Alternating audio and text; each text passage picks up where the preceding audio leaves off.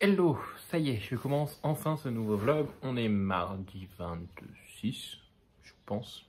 C'est ça, je crois 26 juillet. Voilà, je ne vous ai pas pris hier parce que j'étais mort. Mais je commence ce nouveau vlog avec pour objectif de finir 4 livres cette semaine. On va essayer, j'y crois pas, mais on va essayer. Voilà, donc je vous disais, objectif finir 4 livres cette semaine. Ça va être un peu chaud, on va essayer. Surtout qu'hier soir en plus j'étais mort, j'ai pas fait long feu. Mais vous allez voir au fur et à mesure. Donc là je vais vous présenter les 4 livres que je veux lire cette semaine, plus un livre que j'ai chroniqué sur Insta il y a quelques temps déjà, pas mal de temps même. Et que je dois vous parler quand même un peu sur YouTube, il serait peut-être temps. Alors, au niveau lecture, dimanche, je vous quittais, j'avais fini La guerre des marionnettes, le tome 3 d'André Lacorte, donc de Adam Troy Castro aux éditions Albin Michel Imaginaire. J'ai ensuite une voiture qui passe. Voilà. J'ai ensuite lu le soir, alors un peu tard le soir, parce qu'après j'avais blablaté, j'avais fait d'autres choses. J'ai repris le Jennifer et l'Armentrou. Alors je n'ai pas atteint mon checkpoint. Je devais atteindre le chapitre 27. Moi j'aurais voulu atteindre le chapitre 27 dimanche soir. Je ne l'ai pas atteint. J'ai atteint le chapitre 23. Voilà. Donc j'ai un peu moins de 100 pages de loupé, bon, c'est pas grave. Et normalement hier je devais lire des chapitres et j'en ai pas lu. Donc du coup il a pas avancé. À ce niveau là ça ne bouge pas sur ça. Bon, j'aime toujours autant. La fantasy est beaucoup plus présente que la romance. Actuellement je m'attendais vraiment à ce que la romance prenne une grosse ampleur. Mais page 360 ça va pour le moment. Donc écoutez, on va espérer que ça continue. Il me reste un peu plus de 300 pages quand même, je pense.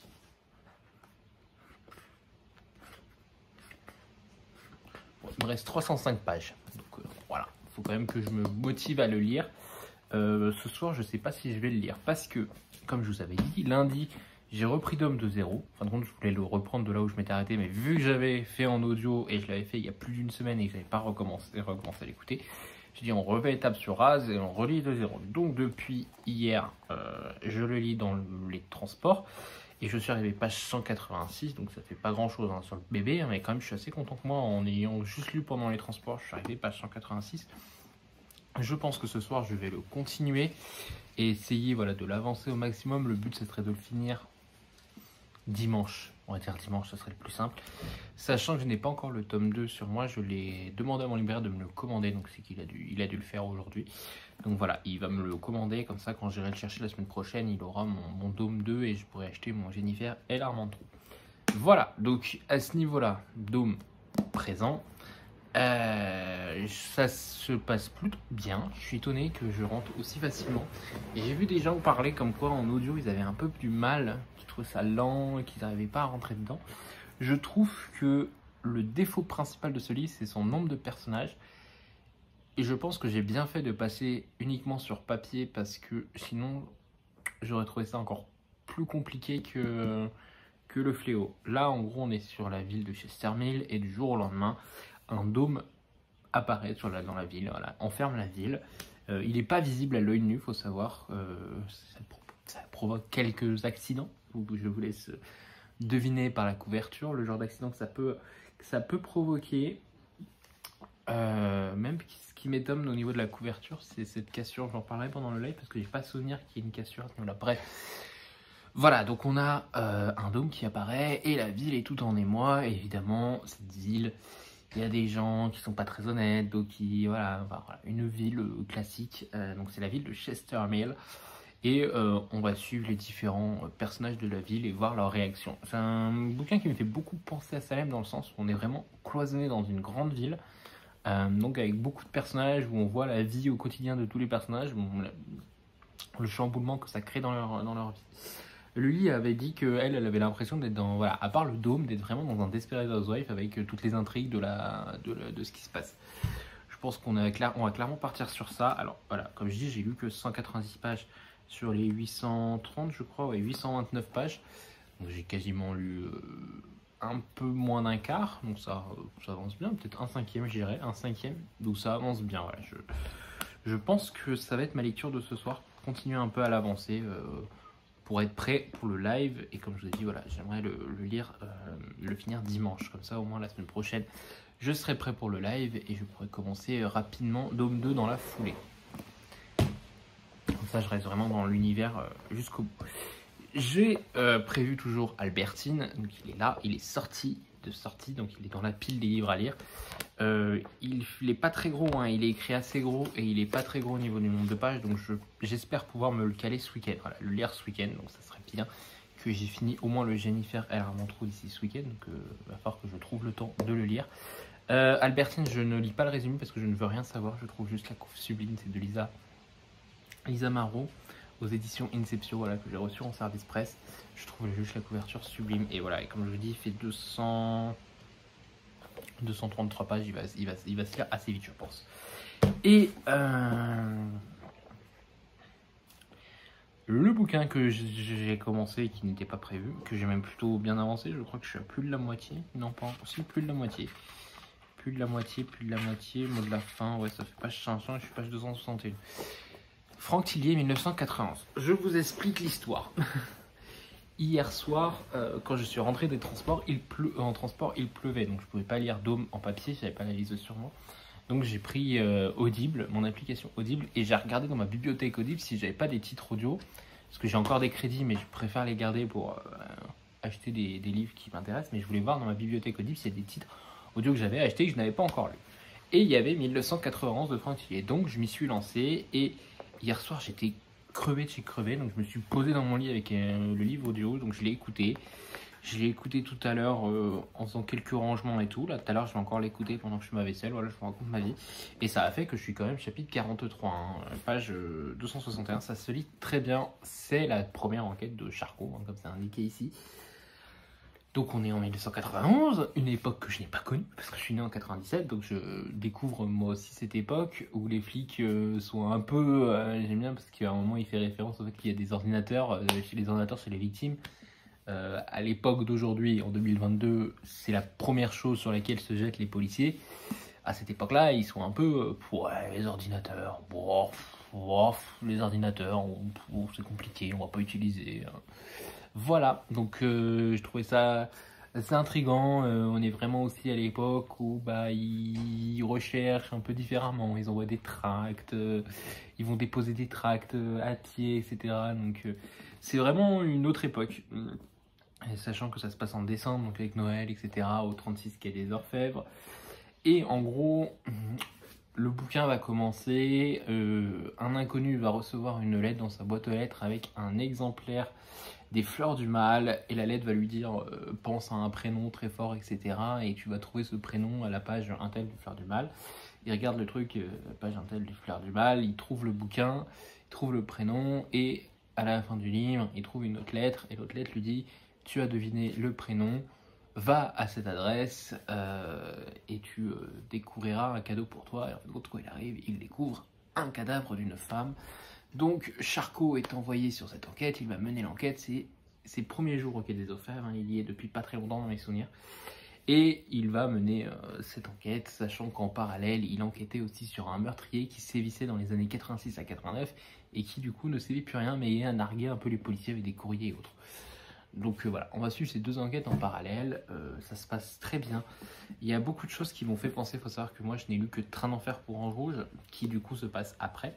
Train d'enfer pour Ange Rouge, j'ai le tome 1, mais ça c'est un préquel qui se passe après du coup.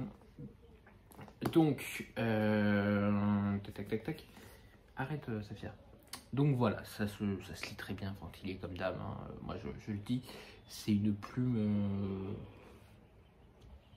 Ok, c'est une plume incisive très simple qui passe très facilement. Et moi j'adore, je ne boude pas mon plaisir à chaque fois. Voilà, donc écoutez, je continuerai en audio quand j'en aurai besoin. Comme je vous ai dit, ce soir je dois faire ma vaisselle, donc je continuerai. Voilà, donc ça c'est le programme de lecture. On va essayer de le finir 4 bouquins, sachant que j'ai déjà fait plus de 50% sur le Franck Tillier, donc je m'en fais pas trop pour le finir très rapidement. Je voulais vous parler d'un livre que j'ai lu en... Non mais j'ai juste pris le livre, Safia. D'un livre que j'ai lu en lecture commune avec Laurent, je crois que c'était en janvier, ça fait très très longtemps que je l'ai lu. C'est Entre deux mondes de Olivier Norek aux éditions Pocket.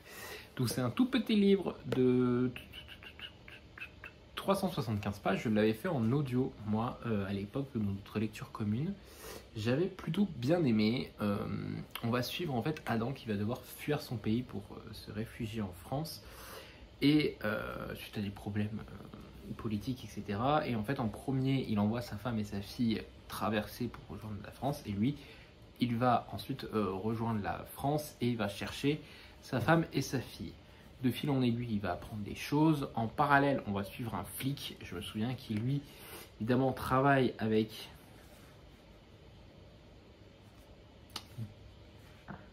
J'essaye de trouver. Donc c'est en Libye, c'est le pays, c'est la Libye qui fuit. Paf, paf. Bastien, le flic c'est Bastien. Et Bastien, lui, en gros, voilà, il est à Calais, et à l'époque où il y avait les camps à Calais, et donc il vient de rejoindre le poste de police de Calais, et il va mener des enquêtes. Et évidemment, les deux personnages vont être menés à se rencontrer.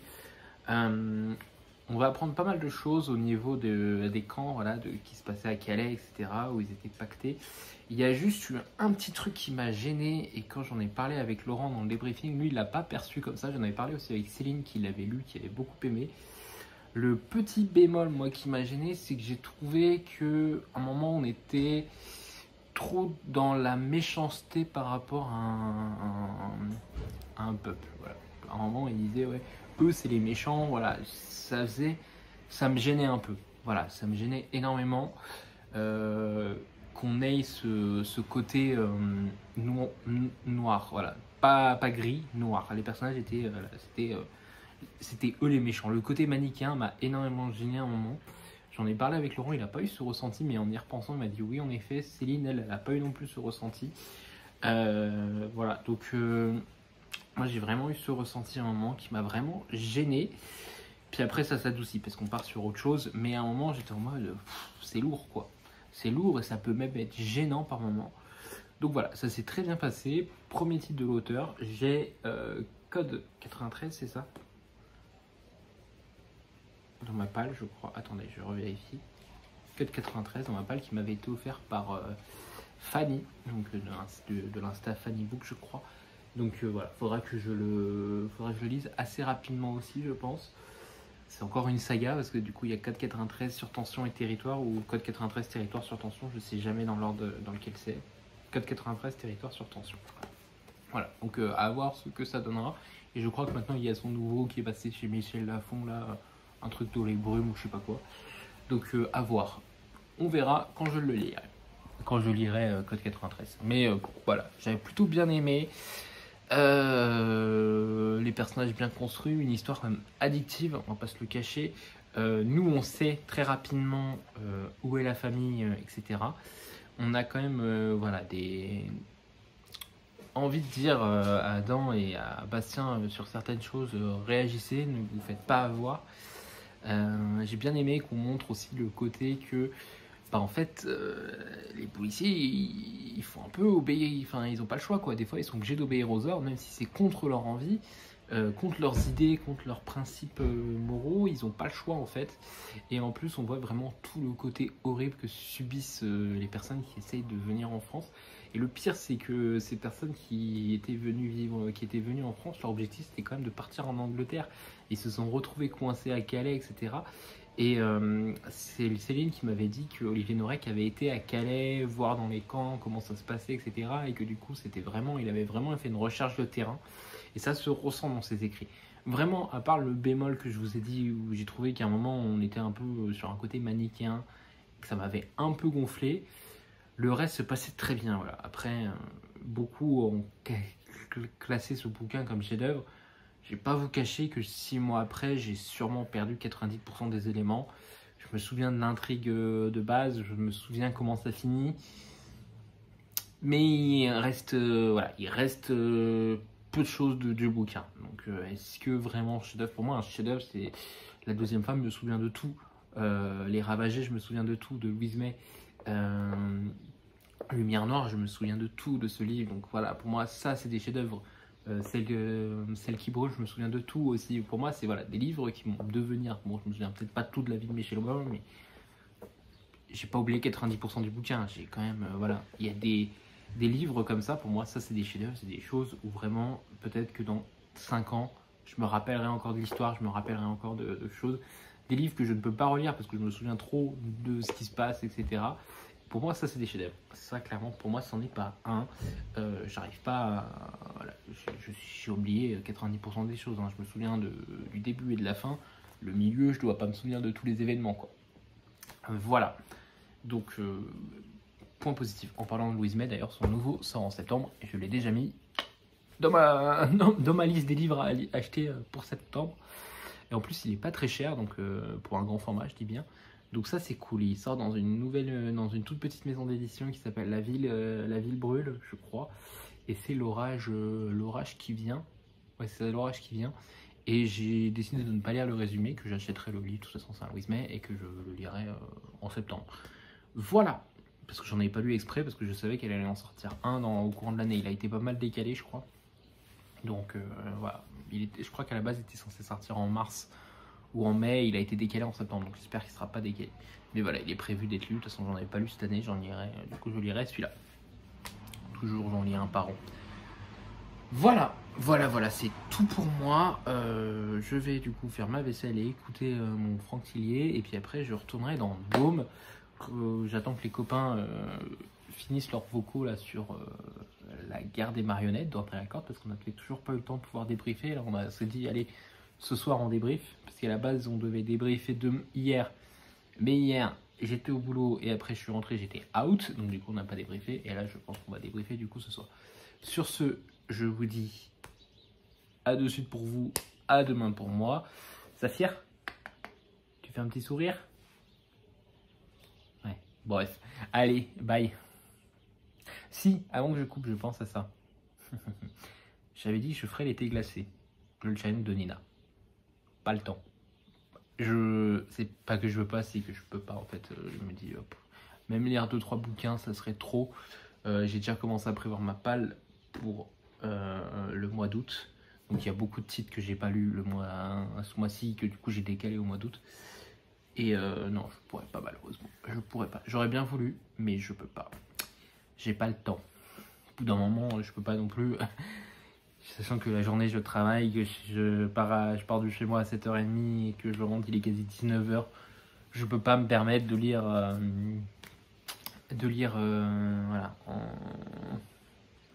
dort, il doit être à peu près minuit, donc ouais, en 5 heures d'une journée, je peux pas me permettre de lire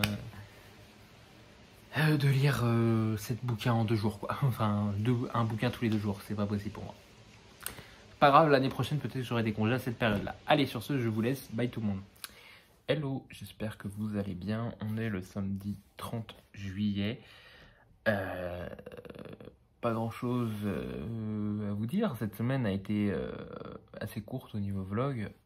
Hier soir, on avait un truc de prévu, donc du coup, j'ai pas eu le temps de lire. En gros, j'ai pas eu le temps de vous prendre. Jeudi, j'ai voulu me concentrer sur un bouquin, donc du coup, je l'ai fini. Mercredi, qu'est-ce qui s'est passé mercredi? Je sais pas pourquoi je vous ai pas pris. Je crois que mercredi, c'est le soir où je suis rentré très très tard. Je crois que c'est le soir où je suis rentré le plus tard mercredi. Et donc du coup, j'ai pas pu, j'avais pas le courage. Sinon, depuis quand même le mardi que je vous ai pris, j'ai lu 2 titres. Je me dis que tant mieux que j'ai fait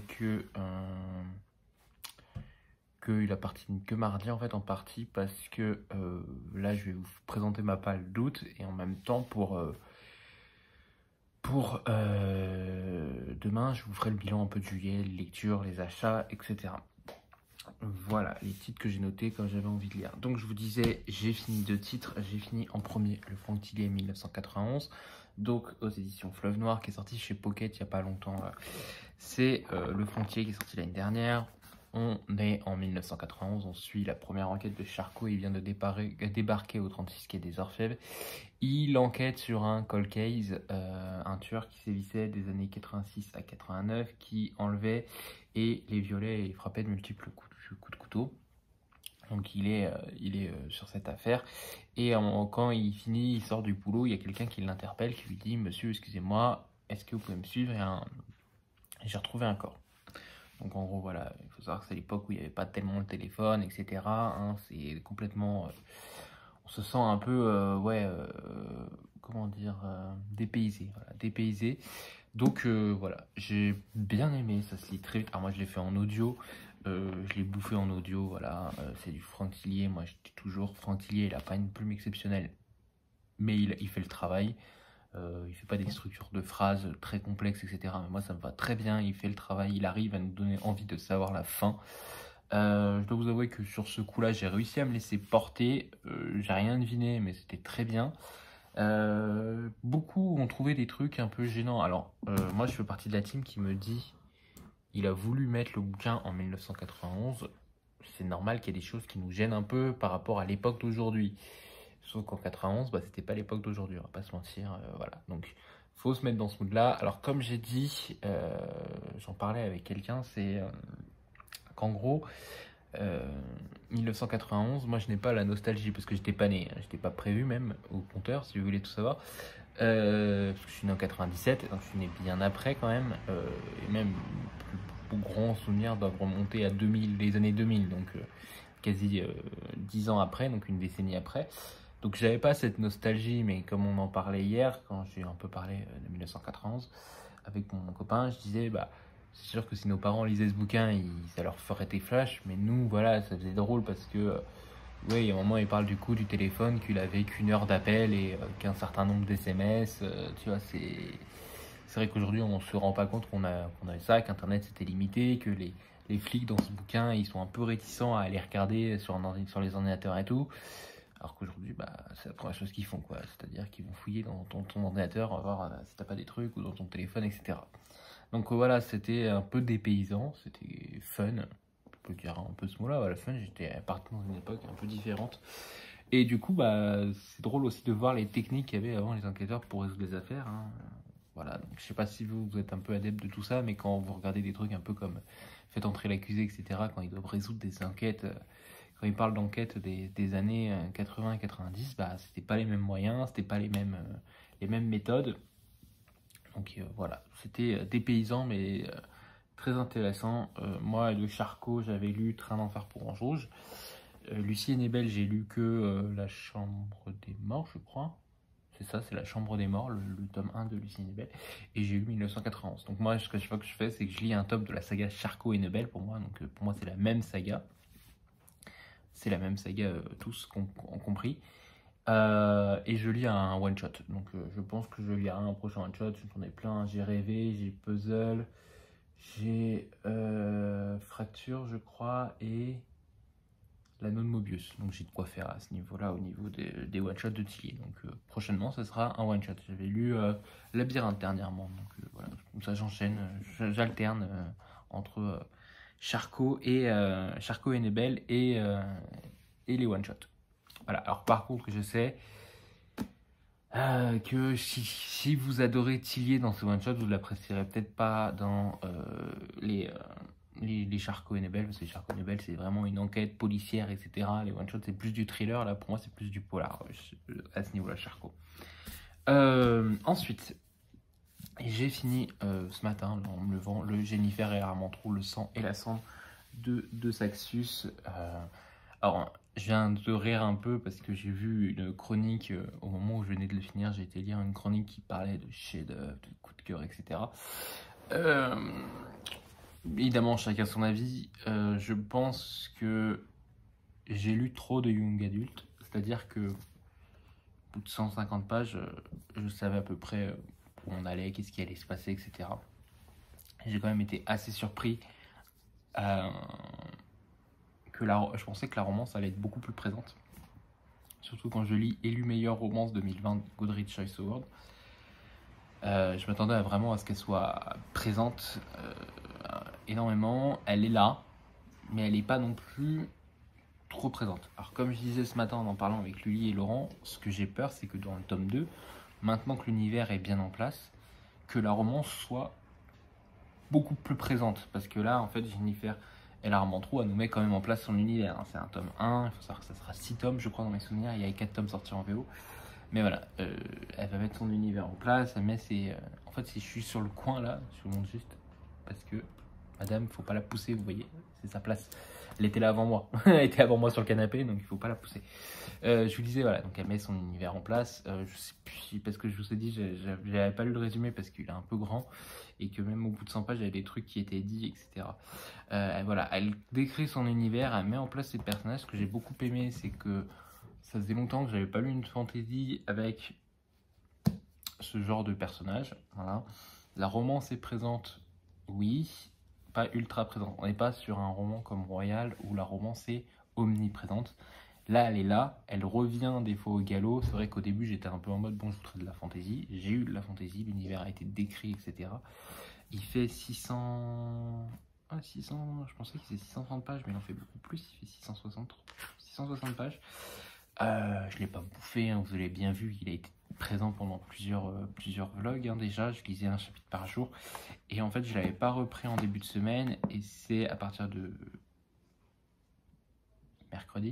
mercredi soir que je me suis dit je vais me concentrer dessus, je vais le finir et comme ça sera fini. Normalement je voulais le finir hier soir, sauf que comme je vous l'ai dit on avait un truc de prévu, donc du coup je n'ai pas lu.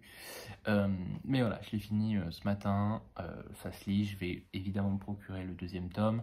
Celui-là il ira chez ma soeur du coup parce que moi je vais reprendre le relier. Voilà, c'est tout ce que j'avais à dire à ce niveau-là. Pour moi, très bon coup, très bonne lecture, oui. C'est pas non plus un coup de cœur, c'est pas un... Voilà, je suis pas en extase dessus. Comme je dis, j'ai peut-être trop lu New Adult pour voir les ficelles se tirer très facilement, les voir arriver au galop. Mais voilà, ça se lit bien. Je suis quand même fan de la couverture, je vais pas tout vous cacher. J'ai dit que voilà, j'aime bien les types de personnages qu'elle nous a mis en place. La romance est présente, elle me gêne un peu, mais... En fait, ce matin, quand je commençais à en parler à Laurent et Lily, je disais ouais, je suis un peu gêné parce que il y a quand même des trucs, voilà, et en fin de compte, c'est dit dans les trigger warnings. Donc je me dis, moi je les lis pas les trigger warnings parce que bon, j'ai 25 ans, je pense que voilà, je suis assez, enfin moi de mon côté, je sais que je suis assez pas fort, comment dire, résistant à ce genre de choses. Mais c'est vrai que vu que je les ai pas lus, quand j'ai regardé, quand j'ai lu le bouquin, ouais, quand même, bon. Quand je vois qu'il y en a qui sont en extase sur la romance, il y a des trucs qui, moi, m'ont gêné. Et que j'ai vu que dans les trigger warnings, c'était précisé à la fin. J'ai dit, bon. Voilà, pour ceux qui ne savent pas, les trigger warnings de Saxus, je ne vais pas les montrer, mais en gros, ils sont là. Il y a écrit avertissement de contenu. Et en fait, je me dis que quelqu'un qui a peur de ce qu'il va lire peut regarder quand même les trigger warnings. Moi, j'aime bien cette idée de mettre les trigger warnings. Alors, il y en a qui sont contre, parce que ils disent que ça peut leur spoil le bouquin, etc. Moi, je trouve que c'est bien de les mettre. Surtout, c'est quand même sur une page, voilà, où ils présentent le titre en anglais, etc. Donc, c'est pas une page qu'on lit forcément. Mais c'est bien quand t'es parent et que tu cherches à savoir si ça peut plaire à ton gamin, de voir qu'il y a quand même un avertissement de contenu. Et là, on te dit ce qu'il y a, etc. Donc voilà, moi je fais partie de la team qui est content qu'il y ait des trigger warnings dans les livres, sans les lire parce que je sais, voilà. Mais pour un parent, pour quelqu'un voilà, qui veut offrir ce livre, qui veut être sûr que ça va pas gêner la personne, il va regarder quand même les trigger warnings. Et il les a accès. Alors après, voilà, il y en a qui les mettent là, il y en a qui les mettent à la fin du bouquin, il y en a qui les mettent pas. Moi, j'aime bien l'idée de Saxus de les mettre voilà, sur cette page-là. Comme ça, au moins, il n'y a pas de problème. On n'est pas obligé de les lire, on n'est pas obligé de se faire spoil parce que la quatrième de couverture, on va forcément la retourner la page.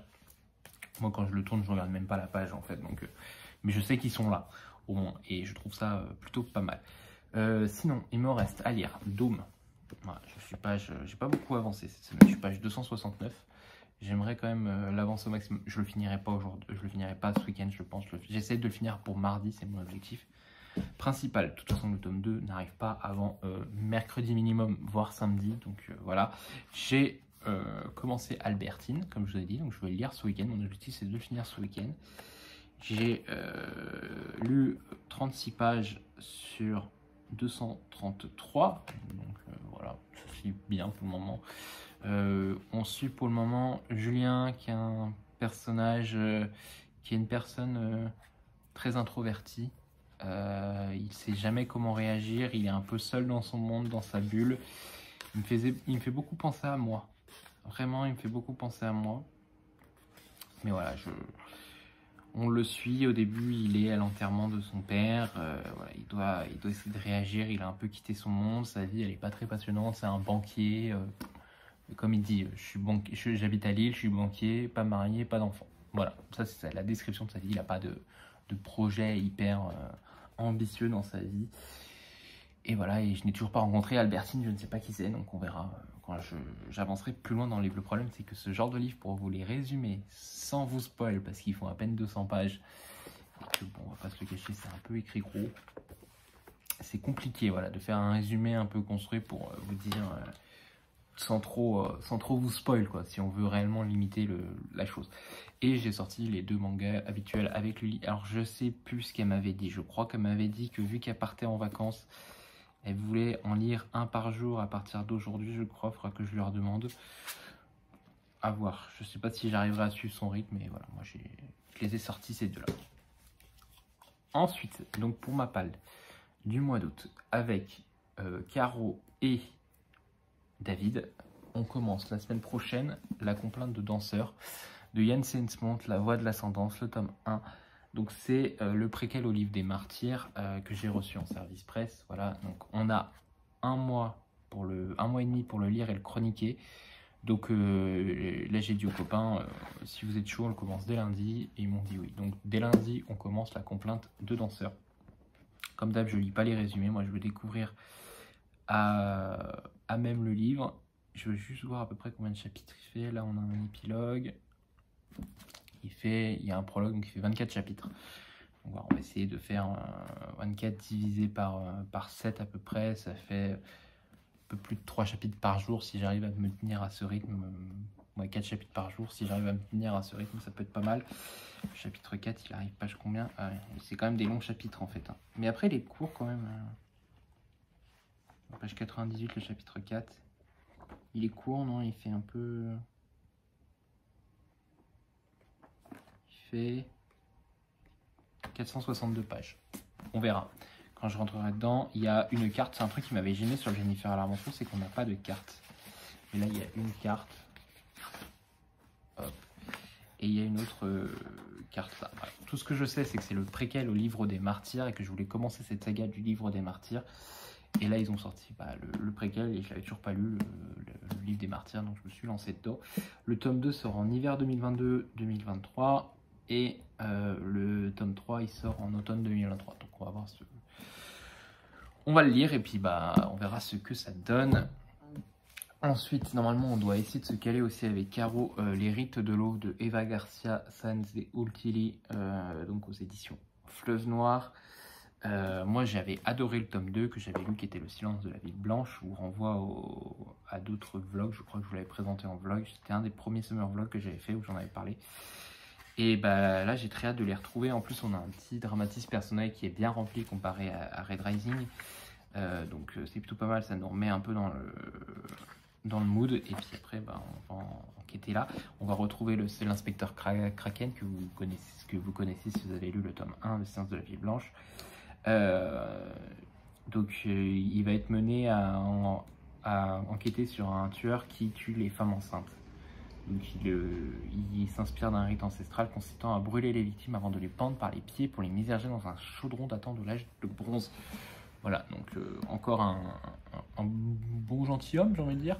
Là c'est blanche, hein, vous voyez, ça tirait parti, elle en a eu marre. Je prenais trop de place, ça s'est allé et ça rentrait pas. Ils ont fini les voitures là. Et je vous jure, il n'y a jamais autant de passages d'habitude. C'est bizarrement quand je fais des vlogs qu'il y a beaucoup de passages. Mais voilà, les rites de l'eau, donc du coup de Eva Garcia Sanz et Ortega, faudra qu'on se le cale aussi avec Caro. Ensuite, depuis le temps que je veux le lire, Nevernight de chez Christophe, le tome 3, L'Aube Obscure. À la base, on devait le lire en juillet, et puis en fin de compte, il y avait des gens qui se sont rajoutés à LC qui n'étaient pas disponibles en juillet, machin, etc.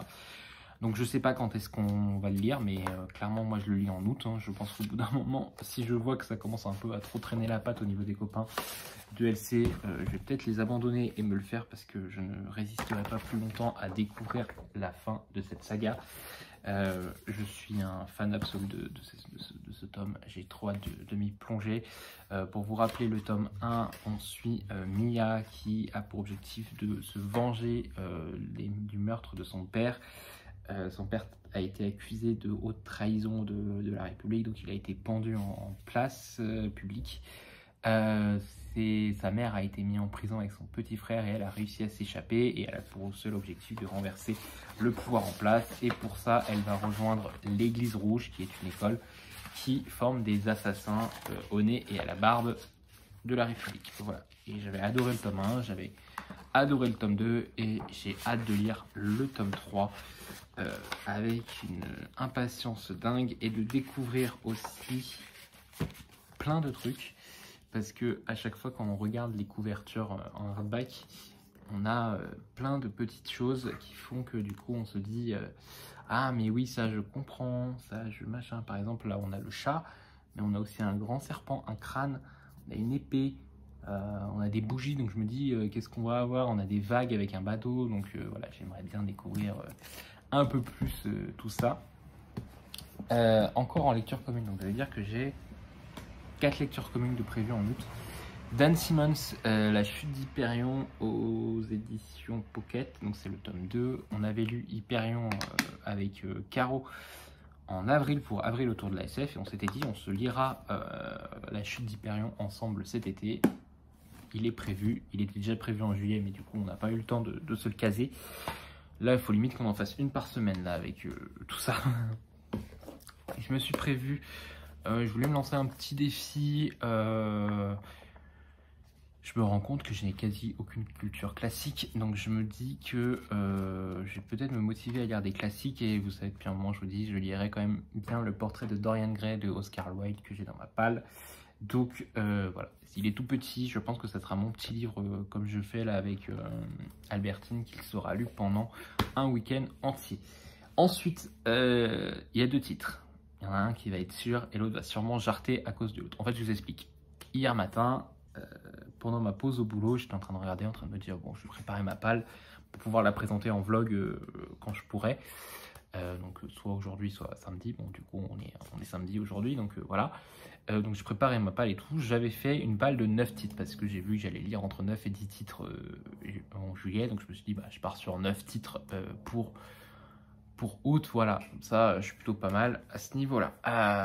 Donc j'avais prévu le Robert Jordan, La Roue du Temps, le tome 2 depuis le temps que je vais le lire. Il est là, je l'avais prévu, il était prêt, il est présent, machin, etc. J'ai oublié des titres, faudrait que j'aille les chercher. Donc il était prêt, il était présent, je me suis dit je le lis, c'est sûr. Voilà, il faut que j'avance dans cette saga, j'en ai marre, à chaque fois je le repousse, là je me motive et je le lis. Et bah hier soir en rentrant du resto,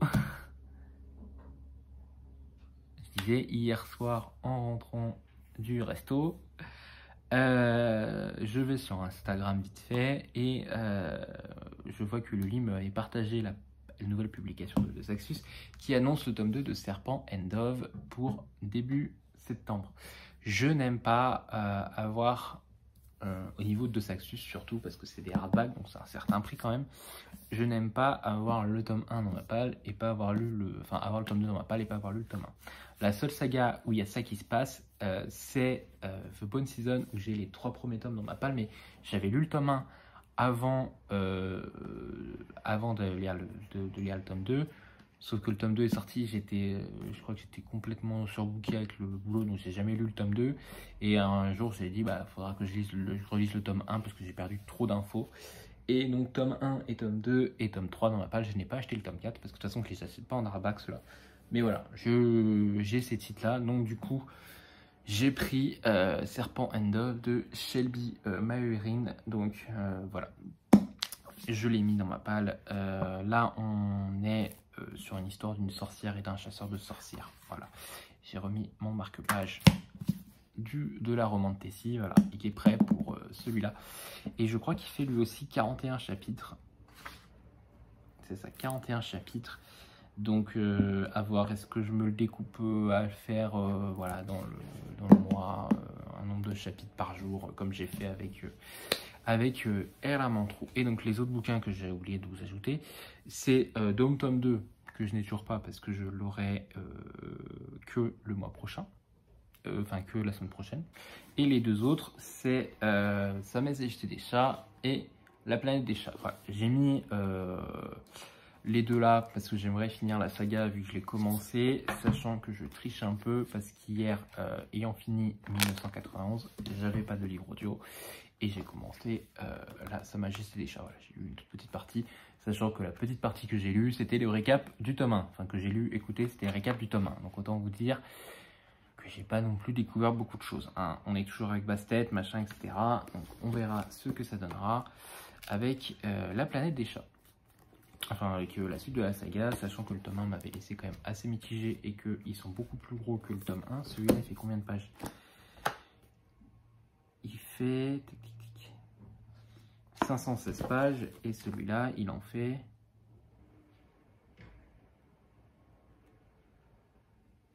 464. Il est le plus court celui-là. Mais voilà. 516 pages et 464, donc à voir ce que ça donnera. Sachant que là, j'ai écouté 46 pages hier. Donc voilà pour ma palle du mois d'août. On verra plus évidemment les JoJo, les machins, les graphiques que je voudrais continuer à lire. Évidemment, il faudrait que je me bouge un peu le fessier sur les graphiques parce que ça s'empile et ça n'avance pas. Mais voilà, c'est tout ce que j'avais à vous dire pour moi. C'est déjà pas mal, vous me direz. On se retrouve du coup demain, je pense, pour vous faire un point sur mes lectures. J'espère avoir peut-être fini Albertine et peut-être un peu avancé Dôme, parce que l'objectif ce serait quand même de finir Dôme mardi. C'est mon objectif. Voilà. Sur ce, eh ben écoutez, à toutes. Enfin, à toutes de suite pour vous et à demain pour moi. Hello, on est le dimanche 31 juillet, dernier jour de juillet. Donc, qui dit dernier jour dit, moi, dit un peu bilan, surtout. Donc c'est pour ça que j'avais réservé ce vlog. Il est un peu tard, et il est quasi 18h30, je crois, 18h30 passé.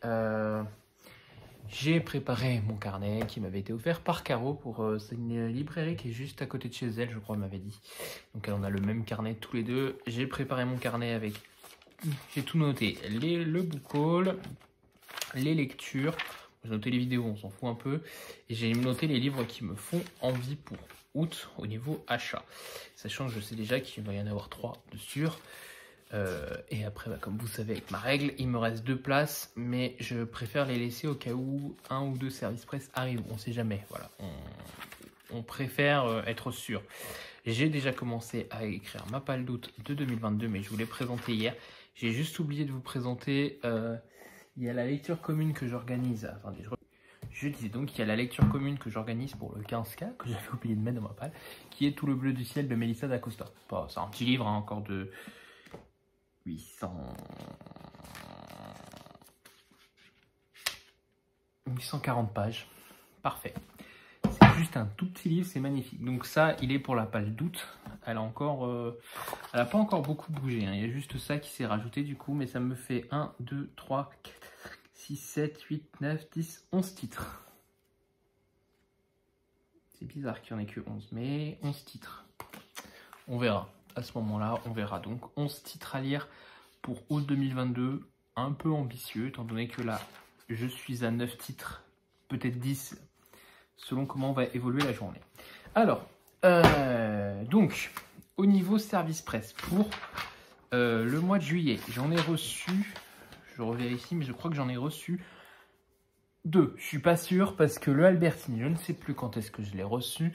Je sais plus si c'était fin juin ou début juillet. Voilà, donc du coup, ça fait 2 services presse avec Albertine, ou 1 sans Albertine, que je suis en train de lire. Hein, je suis à la moitié, je suis pile à la moitié. Voilà, j'espère le finir ce soir. Pour dire comme ça, il a été lu en juillet et un service presse reçu lu en même temps, ça va très bien. Je trouve ça passe plutôt pas mal. Donc voilà, c'est-à-dire qu'au niveau timing, je suis pas trop mauvais de ce côté-là. Surtout que le deuxième service presse que j'ai reçu, c'est le Yann C. Eslemont, La Voix de l'Ascendance, donc La Complainte de Danseur. C'est le préquel au livre des Martyrs. Voilà, donc je disais que c'est le deuxième service presse que j'ai reçu et que je vais du coup lire dès lundi. Donc comme ça, les services presse s'affirment. Pas la peine de me lécher, on a tous chaud. Je disais donc c'est le deuxième service presse que j'ai reçu en juillet Et je vais le lire la semaine prochaine, donc il va être lu très rapidement. Donc à ce niveau-là, au niveau service presse, je suis plutôt pas mal. Arrête Saphir, s'il te plaît. Ensuite, j'ai acheté 13 livres. 13 livres, je vais vous présenter tout de suite le Morning Star que j'ai acheté du coup de Pierce Brand. Je devais l'acheter pour la lecture commune avec Lully. Il a été lu ce mois-ci, donc pour le moment un achat validé, hein, c'est déjà pas mal. Il en reste 12, on a encore du temps. Donc Morning Star, Brisez vos chaînes, Red Rising, tome 3 de Pierce Brand. Voilà, je vous en reparlerai un peu plus tout à l'heure dans le bilan lecture. Ça suffit, tu me pousses. Ensuite, j'ai acheté 2 titres, enfin 2 tomes d'une saga que je dois lire avec mon ami d'enfance. C'est Le Trône de Cristal, tome 1 et tome 2, plus connu sous le nom de Kéléana chez La Martinière. Moi, c'est chez Le Livre de Poche Jeunesse, c'est de Sarah Gimas. Dans mes souvenirs, on va suivre Kéléana, qui est une tueuse professionnelle et qui va devoir tuer des gens, je suppose. J'ai pas lu trop les résumés. Vous savez, moi, j'évite de trop lire les résumés maintenant pour éviter de me spoil. Voilà, il avait été, on avait prévu peut-être de le lire en août, pas une nouvelle pour le moment, donc on va peut-être le décaler à partir de septembre, à voir. Mais voilà, j'espère les lire assez rapidement, étant donné que le tome 3 sort en novembre. Ensuite, j'avais acheté de la SF, j'ai acheté pas mal de SF, non, ce mois-ci, j'ai un peu équilibré, en fait, je me suis rendu compte en regardant, j'ai quand même équilibré. Au niveau de la SF, j'ai acheté 3 titres d'une heure lumière, donc qui sont... Can You, L'homme qui mit fin à l'histoire. Donc ça a été une recommandation de Lully. Voilà, c'est des petites nouvelles, hein, ça peut se faire très vite. Victor Laval, La balade de Black Tom. Voilà, donc ça, ce titre, faudrait que je le lise, mais avant, je voudrais lire... Il a pris un petit pet quand même, j'avais pas vu. Mince. Je voudrais lire Horreur à Red Hooks de Lovecraft, voilà, qui... En gros, de ce que j'ai compris, il a écrit ce titre suite à cette nouvelle. Voilà, pour un peu dire à Lovecraft, c'est pas très sympa ce que tu as dit dans ta nouvelle. Donc voilà, à voir ce que ça donne.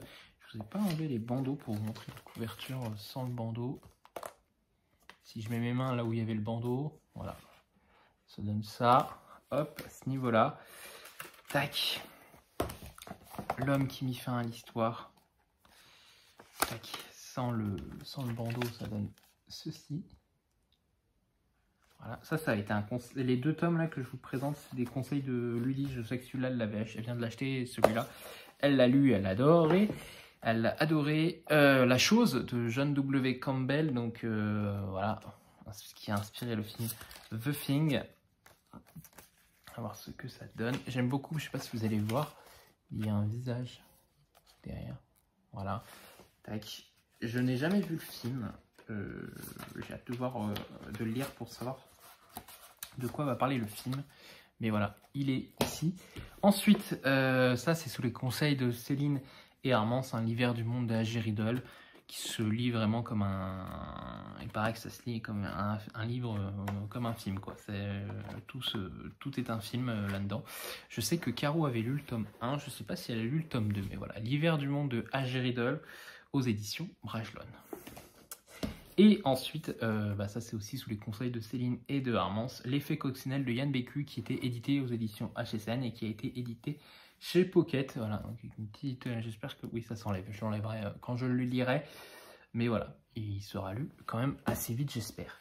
Et enfin, en thriller, j'ai été plutôt raisonnable, parce que du coup, j'ai 3 titres de fantasy, 5 titres de SF et 5 titres de thriller. J'ai été assez raisonnable dans le sens où j'ai pas un genre à surpasser les autres, quoi. J'ai acheté du coup le R.G. Laurie, le Carnaval des Ombres, donc sous les conseils d'une dame à la Fnac, une personne random, hein, je ne la connais pas plus que ça, mais quand j'avais pris le livre, elle m'a dit s'il y a un livre que vous devez lire dans ceux que vous avez dans la main, je vous conseille celui-là. Donc voilà, le R.G. Laurie, le Carnaval des Ombres. J'ai ensuite pris Harlan Coben, L'inconnu de la forêt, donc, qui est le dernier poche d'Harlan Coben sorti, avant que Sortir à gagner n'ait pas joué. Celui-là, je voulais découvrir Harlan Coben, donc je me suis dit, je vais commencer par celui-là, sachant que c'est un tome 1, le tome 2 vient de sortir chez France Loisirs, donc il sortira dans 6 mois chez Belfond, je crois, c'est Belfond qui les édite dans mes souvenirs. Voilà, donc pour Harlan Coben, L'inconnu de la forêt. Ensuite, Olivier Ball, L'affaire Clara Miller, donc qui est un tome 1. Il y a eu une trilogie, je crois le tome 2 c'est La forêt des disparus et le tome 3 c'est Méfiez-vous des anges dans mes souvenirs. Voilà, donc on va voir ce que ça donne au niveau de ce titre. Un manoir, un lac maudit, une enquête en eau trouble. Voilà, c'est chez Pocket aussi. Et de toute façon, j'ai l'impression que j'ai acheté... Ah non, c'était livre de poche, le RJ Lorry, mais sinon 4 Pocket. Et ensuite, à chaque fois pour l'achat de 2 livres, hein, on a un livre offert en ce moment. Donc j'ai pris Fais-le pour maman de François-Xavier Dillard aux éditions Pocket, hein, pour l'achat de 2 Pocket offerts. Mais là, c'était dans un centre commercial, donc ils s'en foutaient. Hop. Et il fait 300 pages, donc ça devrait être lu assez rapidement quand je me mettrai dedans. Et ensuite le Maxime Chatham, La conjuration primitive, qui lui fait 537 pages. Je suis un peu étonné parce qu'ils l'ont ressorti dans une nouvelle couverture et je pensais qu'on aurait peut-être la nouvelle couverture. Mais non, on a le droit à cette couverture dégueulasse, je trouve. Voilà, qui est un tome 1 aussi d'une saga, ce titre. Je crois qu'ils sont 3. Je sais plus comment elle s'appelle, la saga, je crois que c'est le nom du flic, mais le nom du flic n'est pas donné dans le bouquin, donc à voir ce que ça donne. Je commence à en avoir pas mal des Maxime Chatham dans ma palle, je n'en ai lu toujours autant. Et bah c'est Ludivine Vanker, là, de ce que je vois, écrit ici. Mais voilà, donc à voir ce que ça donnera. Donc ça c'était pour le book haul, ce qui fait un total de 15 bouquins, voilà, et ce qui porte ma palle à 336 livres. Donc je saurais, bon je pense qu'elle a augmenté, hein, étant donné que, voilà, hein, j'ai pas lu plus que ce que j'ai acheté, je pense qu'elle a augmenté ce mois-ci, donc 336 livres. L'objectif serait quand même de la réduire et d'essayer d'aller en dessous des 300 à la fin décembre. J'y crois pas trop, mais voilà, si c'est possible, ça serait cool, sachant que je vais continuer à suivre mon petit bilan tous les mois. Donc voilà, on va voir ce que ça donne. Ensuite, au niveau lecture, j'en ai lu 9 là du coup, peut-être 10 quand je lirai le Albertine, mais pour le moment j'en suis à 9. Paf paf paf. J'ai lu en tout premier La cour des ouragans de Vampiria, ce qui m'a permis de finir une saga pour le moment, parce que du coup on n'a toujours pas la suite, donc de Victor Dixon à l'édition Collection R. Rappelez-vous, c'est le fameux la fameuse histoire avec les vampires, avec Diane qui est envoyée à la cour des ténèbres et qui doit remplir à chaque fois des missions pour le roi. Donc on en est au 3e tome. J'ai été assez déçu de ce 3e tome, je ne l'ai pas caché, hein, au début tout allait bien, puis à la fin, que de poisson. Bref, surtout celui-là, j'ai été très déçu de celui-là, surtout par la fin de celui-là. Je m'attendais à quelque chose... de plus abouti, voilà. Et j'ai été un peu déçu, je m'attendais à avoir vraiment des réponses. Je trouve que Victor Dixon s'est pas trop mouillé. Voilà, dans ce titre, il a vraiment suivi le schéma narratif qu'il fait d'habitude. Par contre, les tomes sont de plus en plus gros au fur et à mesure du temps. J'espère que le prochain, il va pas faire 700 pages, quoi, parce que là, ça commence à être un peu beaucoup. Voilà. Pour celui-là, ensuite, j'ai lu un SP, en lecture commune celui-là avec Lully, David et Caro. J'ai lu Second Œcumène de John Crossforce que j'avais beaucoup aimé. On est un peu dans un univers à la X-Men, mélangé du Star Wars. Voilà, on a des batailles de vaisseaux d'un empire, on a des rebelles, on a de tout. Des super pouvoirs, donc c'était vraiment dingue, ça se lit super vite, beaucoup de dialogues, voilà, il faut le savoir, beaucoup de dialogues, donc ce qui aide vraiment à être lu rapidement. Le tome 2 est déjà disponible, le tome 3 sort en novembre dans mes souvenirs, et donc du coup on avait prévu avec Lully de le lire en octobre, le tome 2, donc je sais que David a déjà lu le tome 2, je sais pas si Caro a lu le tome 2 ou pas encore. Nous il est prévu pour octobre, et puis je pense que si Carole l'a pas lu, elle se joindra à nous avec plaisir, je pense. De toute façon, elle le dira quand elle aura le temps. Ensuite j'ai lu le tome 2 de Red Rising, Golden Sun, donc qui a été compliqué, je le cache pas, hein, comme je dis toujours, 200 pages, pour me remettre dans l'histoire, comme je disais, avec les personnages, etc. Il y a une ellipse de 3-4 ans au début de 2 ans dans ce bouquin, donc beaucoup de choses se passent. Pierce Brown, il a pas le temps, il y va. Si vous prenez pas le train en route, vous êtes vite paumé, j'ai trouvé. Sachant que pendant les 200 pages, voilà, il fallait se remettre les noms des personnages, surtout qu'en plus ils ont des surnoms, donc se souvenir qui est qui, plus en plus tu rajoutes des surnoms.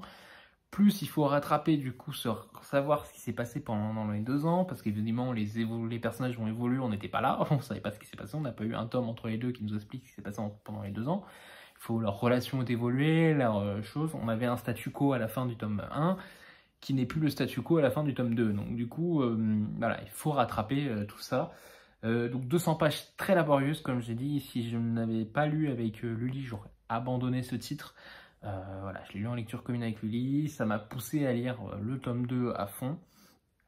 Et ouais, un peu abasourdi, je ne le cache pas. J'avais dit à Lully que j'avais eu vraiment du mal.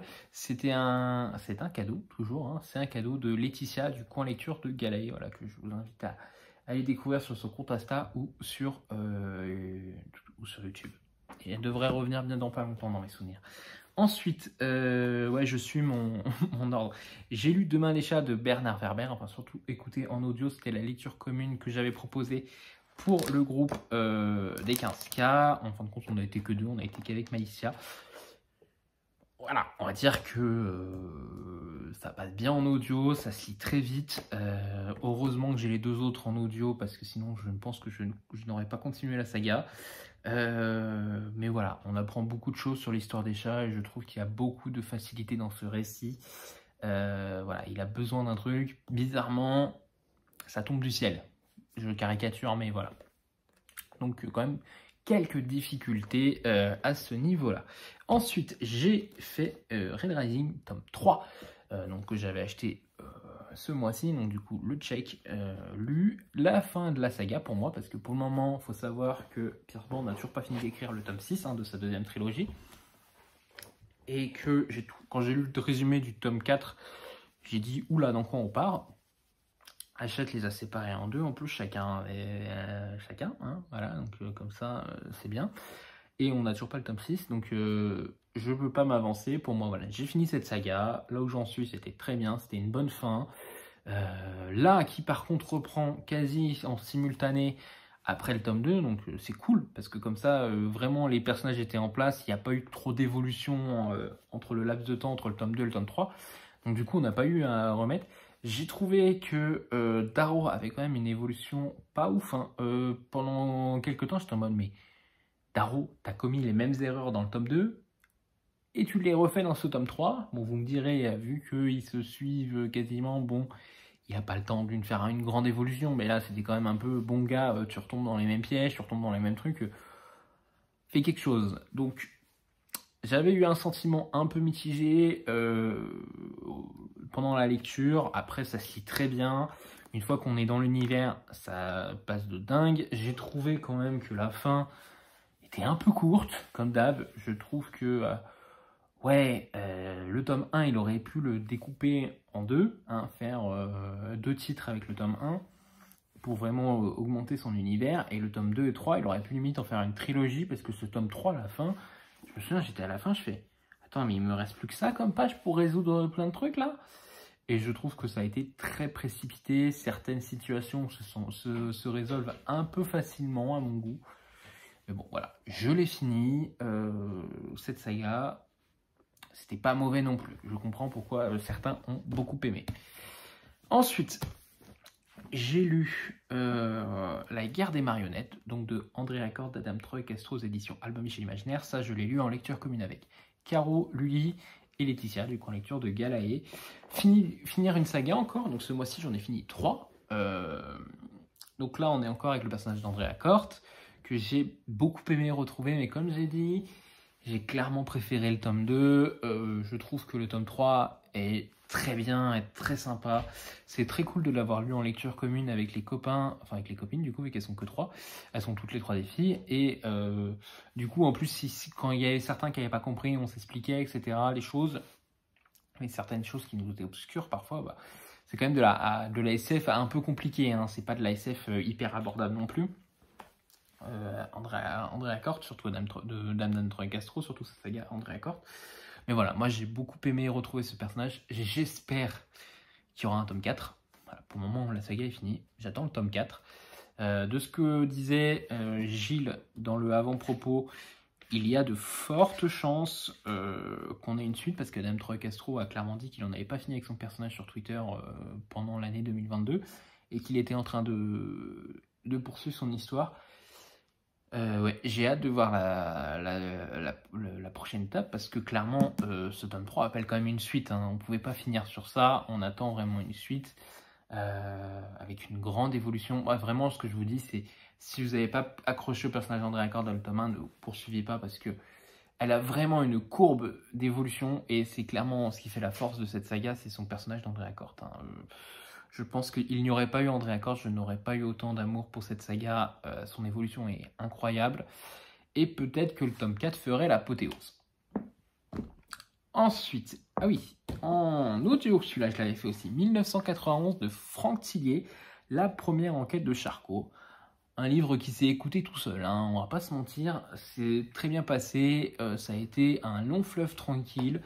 Il m'a accompagné pendant toute la semaine, moi j'ai beaucoup aimé. Voilà, une affaire rondement menée, un Charcot au début de sa carrière, dans une époque où la technologie était quand même moins présente. Alors ça me fait bien rire, parce que, enfin bien sourire plutôt, parce que je regardais un épisode de Faites entrer l'accusé hier, et le crime s'était passé en 84 et a été résolu qu'en 2012, je crois, parce que justement, avec les technologies, on a bien avancé. Et là, 91, voilà, c'est vrai que quand on lit 91, j'en avais parlé, j'avais dit que moi, je n'avais pas ressenti ce coup de nostalgie, parce que 91, j'étais pas né, tout simplement. J'étais même pas prévu, comme j'aime le dire. 1991, c'est vrai que... ça fait que la technologie, c'était pas que ça. Donc moi, j'ai pas cette nostalgie. Je pense que si par exemple, voilà, mon beau-père ou mon père ou ma mère lisent ce livre, ils auront vraiment plus de nostalgie que moi. Enfin, mon père lise un livre, attendre le film, ça sera peut-être mieux. Mais ouais, c'est vrai que c'était plutôt pas mal. Moi, j'ai beaucoup aimé. Ouais, comme d'hab, un bon Franck Tillier, un bon Charcot. Je n'étais pas comme j'étais dans le labyrinthe à chercher le moindre indice, etc. Là, j'ai laissé couler, et parce que clairement, Charcot, ça se lit comme ça. Charcot et Nebel, ça se lit. On se prend pas la tête, on les suit et c'est tout. On réfléchit pas. Un one-shot, par contre, de Tillier, comment dire. Je trouve qu'un one-shot de Tillier, c'est excellent, parce que on essaye de démêler le vrai du faux, etc. Et voilà. Avec Franck Tillier, il y a vraiment deux mondes.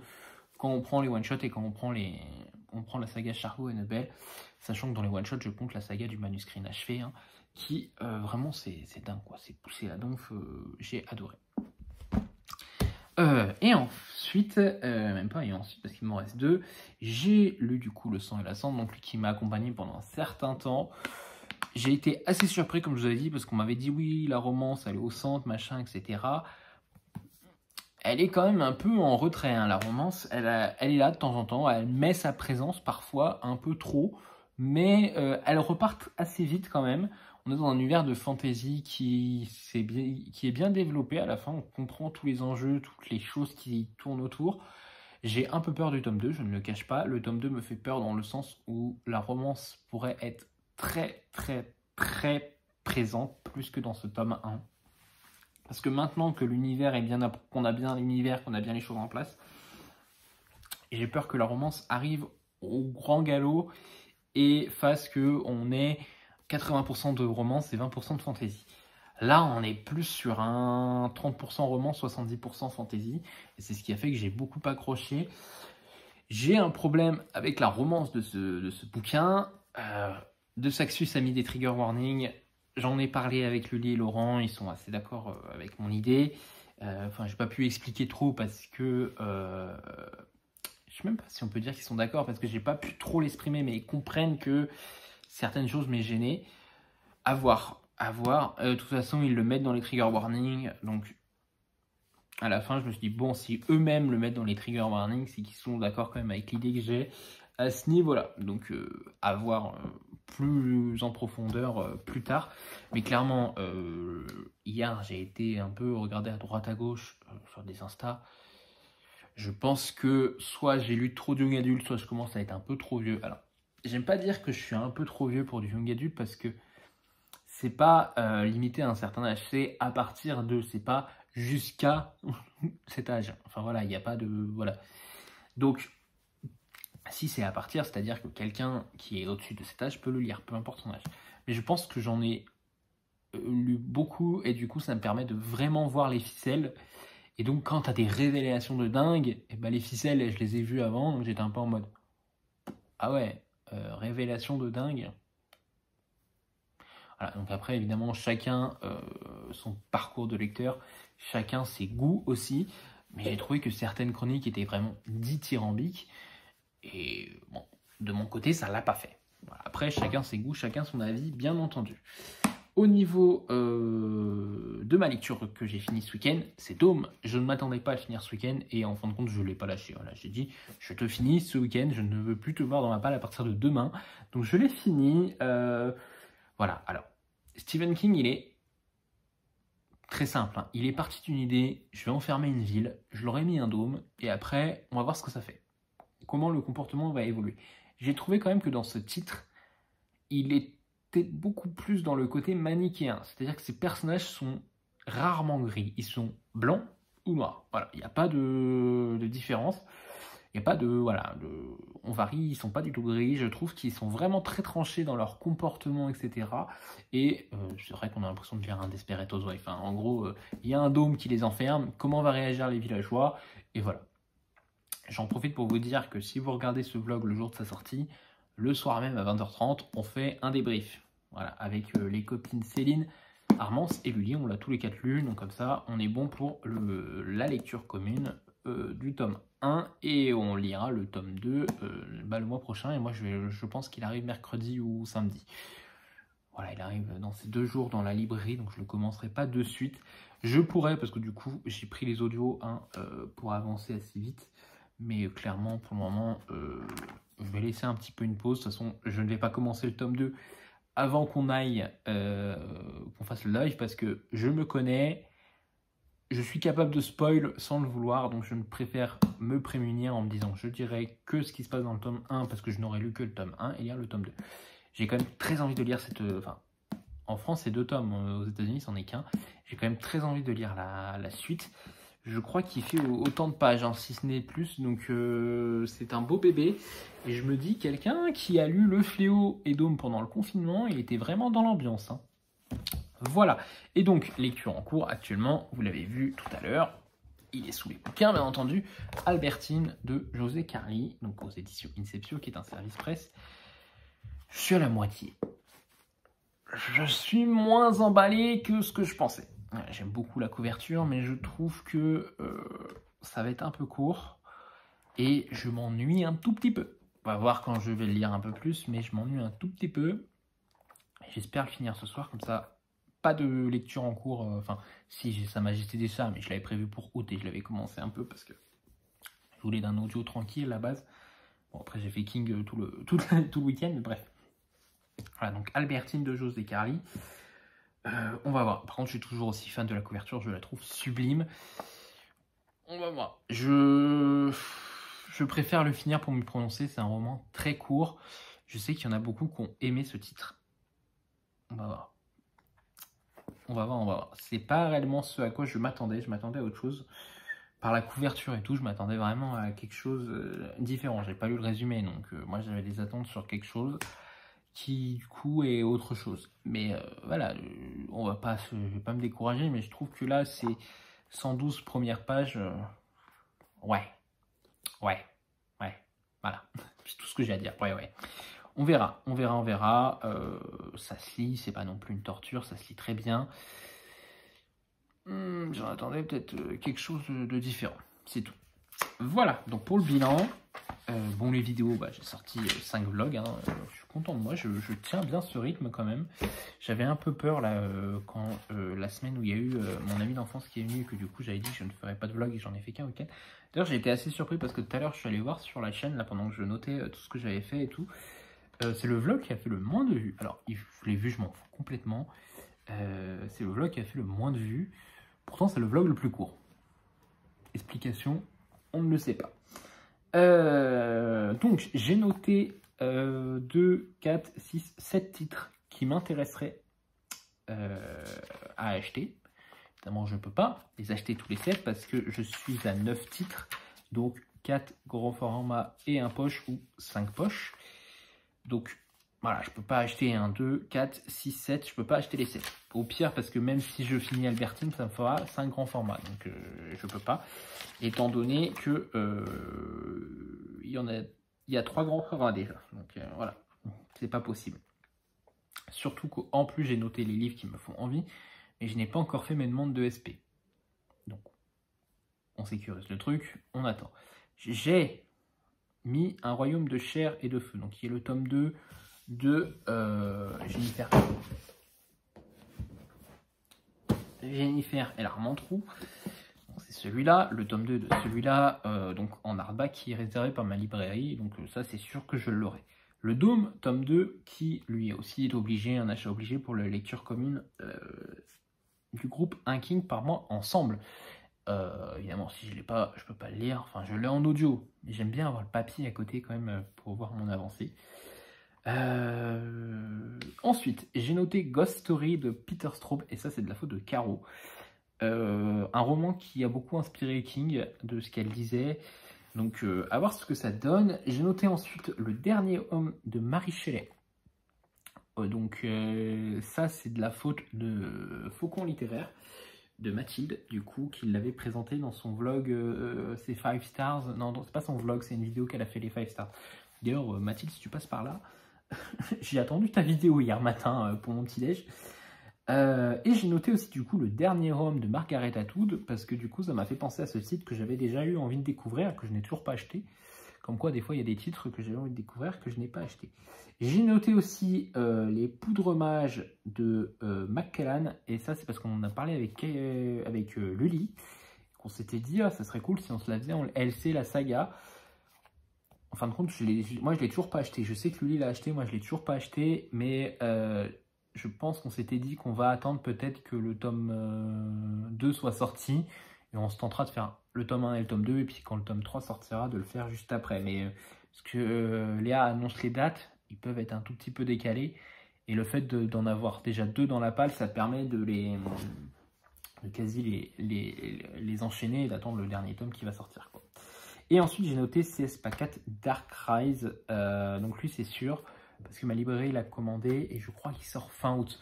Donc si je l'achète début septembre, je vais quand même le compter pour août, parce qu'il fait partie, voilà, des livres qui me font envie et que moi, clairement, je voulais le compter pour août. Je sais plus s'il sort pas genre le 29 août, une connerie dans le genre.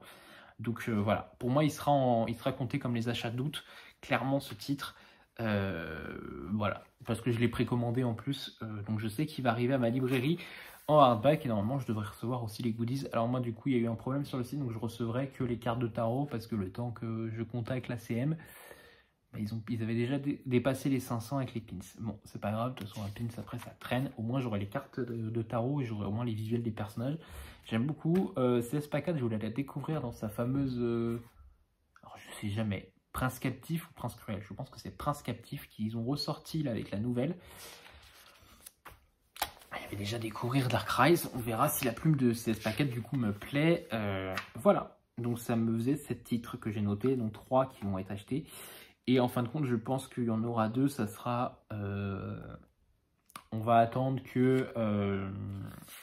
Qu'est-ce que j'y voulais dire?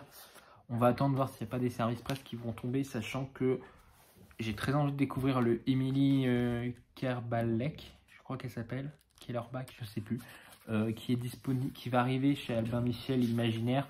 Le titre, c'est en gros, on a trouvé une planète qui ressemble beaucoup à la Terre, mais qui a 3000 ans en arrière, de 3000 ans en arrière. Donc, je voudrais bien découvrir ce que ça donne, cette histoire. Voilà, en tout cas, c'est noté. On verra quand je me pencherai dessus. Voilà, je ne l'avais pas noté d'ailleurs dans ce carnet, j'aurais pu, étant donné que c'est un des titres qui me fait envie.